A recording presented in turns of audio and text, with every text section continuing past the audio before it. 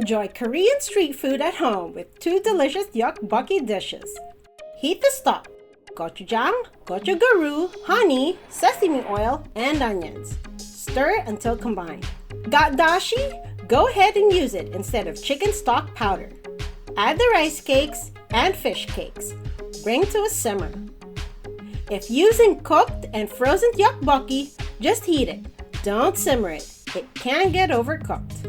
Simmer until the sauce is thickened and the rice cakes and fish cakes are tender.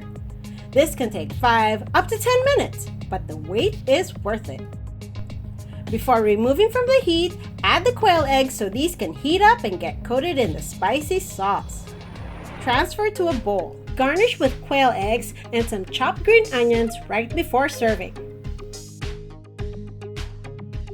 Got some leftover tteokbokki? Make it into a filling bibimbap bowl. Simply saute your choice of toppings in a little oil until cooked. Don't forget to season each with a little salt for added flavor. Then arrange your bibimbap ingredients in a circle on top of a bowl of steamed rice. Before you add the fried egg on top, tuck in some leftover tteokbokki, fish cakes, and quail eggs on the side. Top this glorious mound with a perfectly fried egg with crispy edges. Drizzle some of the tteokbokki sauce on top for extra spice. No tteokbokki sauce? Then make some gochujang sauce instead. A bibimbap with tteokbokki. You should eat these prettily arranged ingredients all mixed together. So toss it up before digging in. Enjoy!